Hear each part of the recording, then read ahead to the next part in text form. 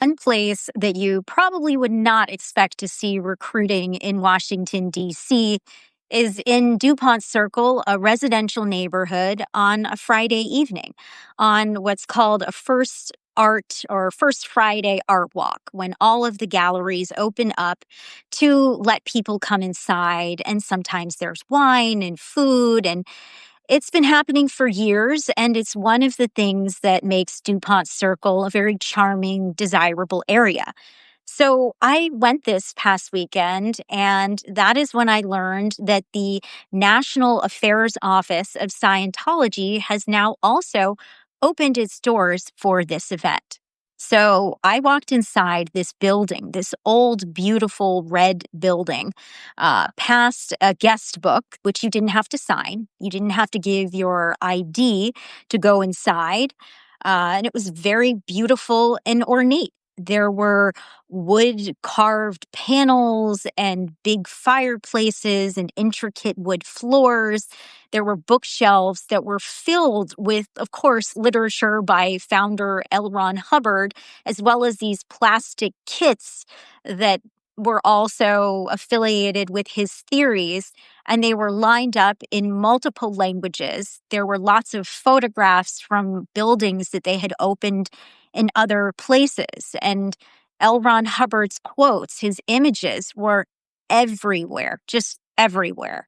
I passed by a office with the door closed, so you couldn't go in, but it was the Office of Social Reform. I really wondered what that was.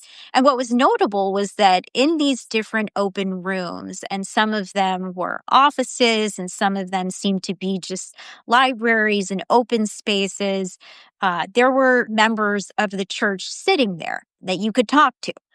One woman that I spoke with, she quoted L. Ron Hubbard as saying, quote, "The future is made by artists," that this was the justification for doing this event.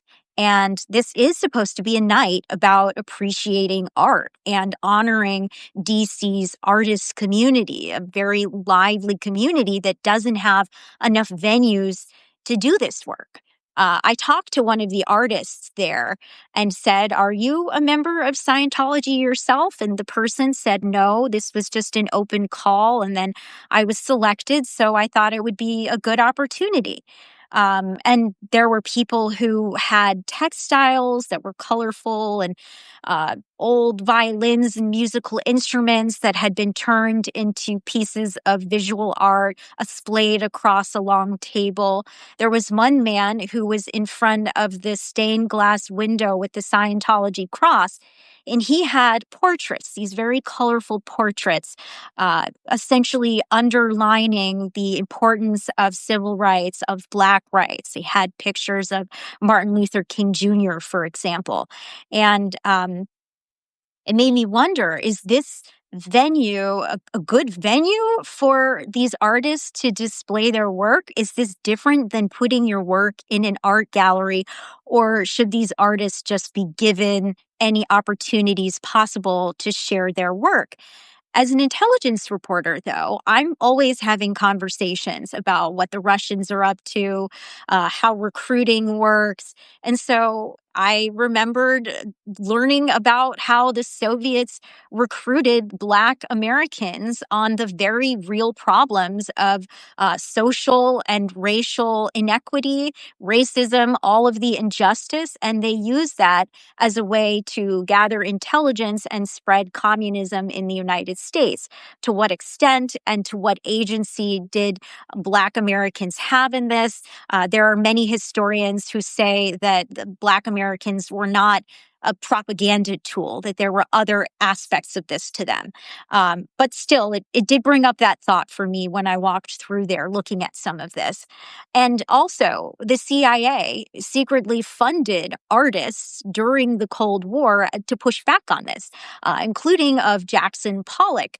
There was an article I found from 1995 in The Independent, and it quotes a former case officer whose name is Donald Jameson. And he says, quote, Moscow in those days was very vicious in its denunciation of any kind of nonconformity to its very own rigid patterns. And so one could quite adequately and accurately reason that anything they criticized that much and that heavy handedly was worth support one way or another. Matters of this sort could have been done only or could only have been done at 2 or 3 remove, meaning that a few people away from the Central Intelligence Agency would be funding this art so that Jackson Pollock and Rothko and others would have no idea that the CIA was actually funding this as a pushback against communism and Soviet propaganda. Of course, the CIA, the Russians, so many others have used the cover of being an artist, of being an art dealer, to conduct operations and to gather intelligence. So let's also keep that in mind. The point of what I'm saying isn't that these artists were being recruited. It's that their art could be a vector for others to be recruited. Because while I was walking around, I just saw so many young people in these rooms having conversations, being curious, wanting to learn more. I saw one person pulling books off of the shelves to a woman to tell her more about L. Ron Hubbard's theories. And there were quotes hanging from the main room, quotes from Scientology's Code of Honor. And they're quotes that could really lure in anybody. Never desert a comrade in need, in danger, or in trouble. I mean, who wouldn't agree with that?